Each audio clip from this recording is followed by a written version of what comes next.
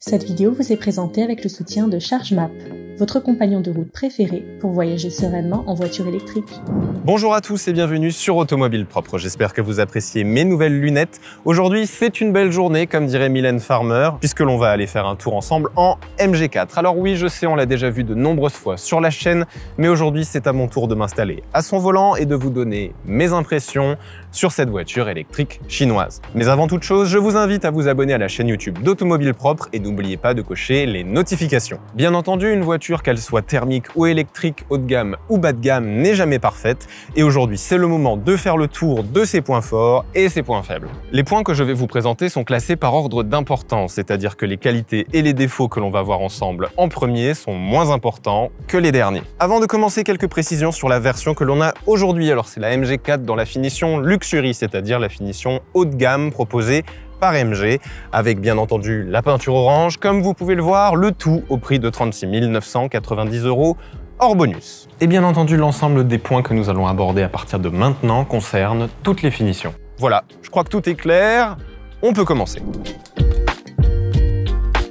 Comme vous le savez sûrement, ma voiture du quotidien est une Tesla Model 3. Et pour moi, un des points noirs de cette voiture, c'est son coffre, qui n'est pas avec un haillon, comme ici, mais qui est une malle. L'ouverture assez réduite fait qu'on peut avoir du mal à ranger certains cartons. Ici, on a donc un haillon. Si je l'ouvre, vous remarquez qu'il n'est pas électrique et il n'est pas très profond. Ici, vous pouvez voir tout le matériel dont j'ai besoin pour le tournage du jour. Et ça rentre à peu de choses près, ça rentrait beaucoup plus facilement dans ma Tesla Model 3. Mais quand on a une voiture qui doit servir à tout, eh bien un haillon c'est quand même beaucoup plus pratique qu'une malle. Comme vous le savez sûrement, MG est une marque chinoise depuis 2006 lorsqu'elle est rachetée par SAIC Motors, qui est l'un des plus grands constructeurs automobiles chinois. Pour l'instant, ça ne change pas grand-chose, mais d'ici l'année prochaine, c'est une autre histoire. Suite à un discours d'Emmanuel Macron, il a été annoncé que le bonus écologique pour l'achat d'une voiture électrique pourrait être supprimé pour les véhicules fabriqués en dehors de l'Europe. Si ce changement rentre en vigueur, la MG4 deviendra moins intéressante en termes de tarifs pour les Français. Mais vous vous en doutez, MG n'est pas la seule marque qui fabrique ses voitures électriques en Chine, puisqu'en 2022, 2/3 des voitures électriques vendues ont été fabriquées en Chine. Pas forcément utile pour tout le monde, mais je trouve cette fonctionnalité géniale. Le V2L ou véhicule to load permet à la voiture, via un accessoire que je n'ai malheureusement pas aujourd'hui, de transmettre de l'électricité à un autre appareil électrique et donc de le faire fonctionner grâce à la voiture. Que vous soyez artisan, bricoleur ou si vous pouvez avoir besoin d'une source d'électricité en extérieur ou loin des habitations, cette technologie peut vous être très utile. Dans mon cas, par exemple, en tant que vidéaste, avoir la possibilité de recharger ses batteries ou de pouvoir alimenter un certain nombre d'éclairages type panneau LED en extérieur, c'est vraiment hyper pratique. La MG4 n'est pas la seule voiture électrique à être dotée de V2L. On retrouve par exemple toute la gamme Hyundai Ioniq 5, Hyundai Ioniq 6, Kia EV6. Toutes les voitures plutôt coréennes proposent ce genre de fonctionnalité. Tesla, BMW ou Mercedes ne le proposent pas, par exemple. Bon allez, sincèrement, qu'est-ce que vous pensez du look de cette MG4 ?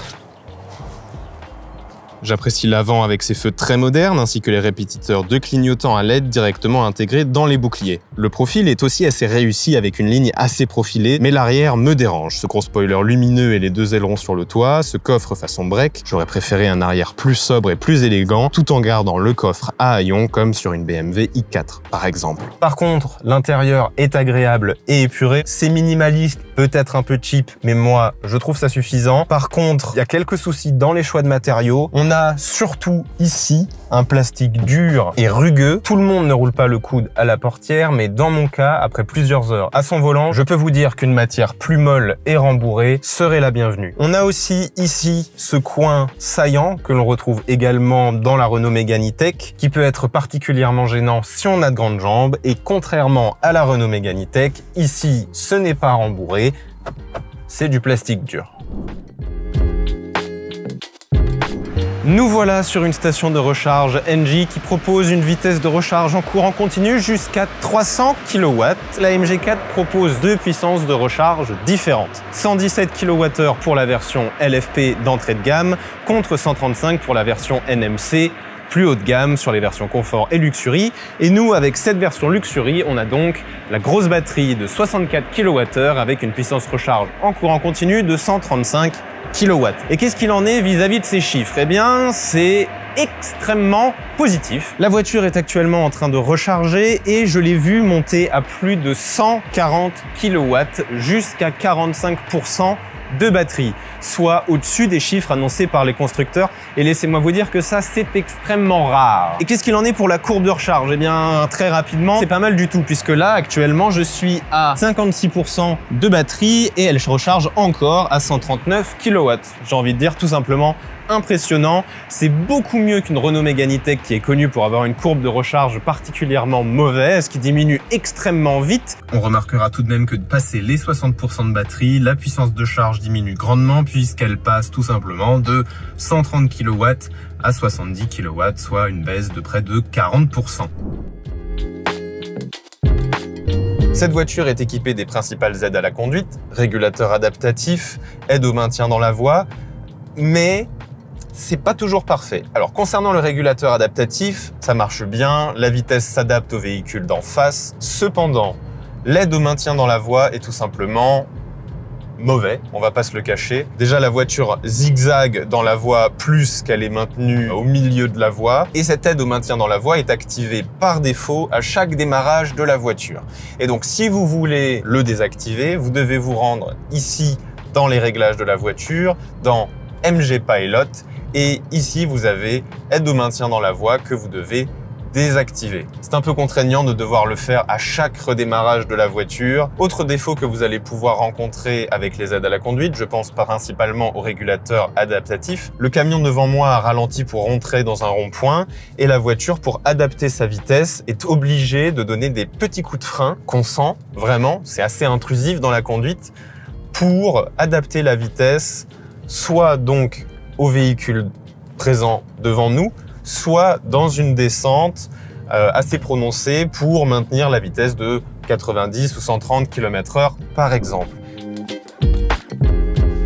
On entre dans les points vraiment déterminants pour le choix de sa voiture. Et un des gros points forts de cette MG4, c'est son prix, qui aujourd'hui défie toute concurrence. Mais attention, MG est une des seules marques à afficher sur son configurateur des prix avec bonus déduits. Cela peut être trompeur et non commercial vis-à-vis des autres constructeurs. Bref, la MG4 est disponible en 3 finitions. La finition standard qui débute à partir de 29 990 € hors bonus. Et à cela, vous pouvez ajouter une peinture extérieure au prix de 650 €. Vous aurez la petite batterie de 51 kWh et le petit moteur d'une puissance de 125 chevaux. C'est sans aucun doute la version la plus intéressante du catalogue car le rapport prix-prestation est inégalé pour l'instant. On retrouve ensuite la finition confort qui possède la grosse batterie de 64 kWh ainsi que le plus gros moteur de 204 chevaux. Vous aurez aussi une vitesse de recharge supérieure passant de 117 kW à 135 kW.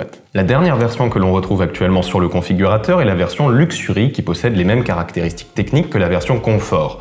Puissance moteur, taille de batterie et vitesse de recharge. Cette finition luxe ajoute de nombreuses fonctionnalités de confort comme les sièges électriques et chauffants, la caméra 360 degrés, le chargeur sans fil, etc.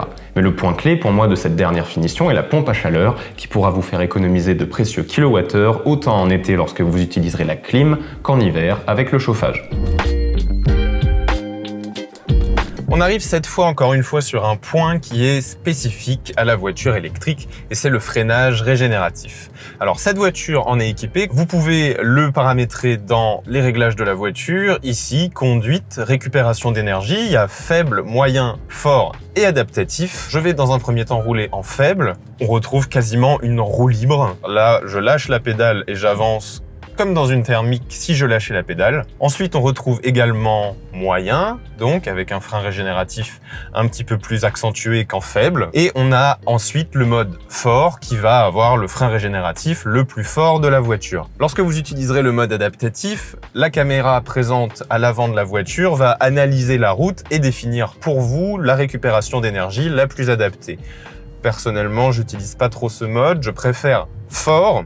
Mais alors pourquoi le frein régénératif est un point négatif sur cette voiture? Eh bien tout simplement parce que comme la plupart des voitures électriques asiatiques, il est tout simplement trop faible. Là, en ville, le mode fort, qui est donc le mode de récupération d'énergie le plus puissant, est en fait extrêmement faible et vous allez quand même devoir régulièrement rajouter du frein avec la pédale de frein pour arriver à l'arrêt lorsque vous le souhaitez. Par exemple, là, je lâche la pédale d'accélérateur, on freine lentement Et en plus de cela, comme vous pouvez le remarquer, elle va ramper et rester autour de 7-6 km/h. Donc elle ne va pas non plus jusqu'à l'arrêt. Cette voiture n'est pas équipée du One Pedal Drive, ce qui est encore, je trouve, pour une électrique, un point négatif. C'est quand même extrêmement agréable de pouvoir se passer pratiquement tout le temps de cette pédale de frein. Et comme le monde de la voiture électrique évolue extrêmement vite et que la MG4 est capable de faire des mises à jour, ces informations ne sont plus d'actualité. Dans un communiqué de presse publié par MG le 21 juin 2023, on apprend que toutes les MG4 seront équipées de la conduite à une pédale permettant l'arrêt total du véhicule sans que le conducteur n'ait à appuyer sur la pédale de frein. Pour conclure sur le frein régénératif, ça c'est un peu moins obligatoire, mais ça aurait été le bienvenu. Lorsqu'on a 3 modes de frein régénératif comme ici, c'est vrai qu'il aurait été préférable de pouvoir les modifier grâce à des palettes au volant. Ici, c'est pas possible. Cependant, il y a une petite solution pour pallier à ce problème. Vous avez en fait sur le volant un bouton favori indiqué par une étoile qui se trouve en bas à gauche ici, que vous allez en fait pouvoir paramétrer pour modifier un réglage que vous allez déterminer, que ce soit les modes de conduite, la récupération d'énergie, etc. Parlons maintenant de ce qui est pour moi, et je pense pour la plupart des conducteurs de MG4, le point fort de cette voiture, c'est la conduite, au sens large. Déjà, pour commencer, les sièges sont confortables. Alors vous allez me dire, qu'est-ce que ça a à voir avec la conduite? Eh bien, on a un bon maintien latéral, donc ça c'est déjà bienvenu. On se sent à l'aise dedans, la position de conduite est assez basse. On sent qu'on peut faire des heures de conduite sans être inconfortable. C'est moins ferme qu'une Tesla Model 3, on sent quand même qu'on a des suspensions dures, mais quand on arrive sur des routes dégradées, on sent que c'est bien filtré, on n'est pas ballotté, on n'est pas secoué. Quand on prend des dodanes par exemple aussi, on sent que la détente des amortisseurs est assez douce, donc pareil, ça passe bien, que ce soit dans la montée ou la descente. Franchement, côté suspension, je trouve que cette voiture est vraiment bien équipée. Elle est vraiment dans les voitures électriques que j'ai le plus de plaisir à conduire. Elle est agréable, dynamique, performante, joueuse aussi, pour rappeler que c'est une propulsion. Et ça, déjà pour les amateurs de conduite, c'est déjà un plus. Et franchement, là, sur cette voiture, on le sent. Elle est dynamique. Le 0 à 100 est donné en 7 secondes 9, ce qui n'est pas extrêmement élevé pour une voiture électrique, mais franchement, je peux vous dire que je suis quand même très agréablement surpris par les performances de cette voiture. On arrive maintenant sur le dernier point faible de cette voiture, s'il fallait en trouver, et je dirais, pour moi en tout cas, que c'est l'ergonomie et l'infotainment, infodivertissement.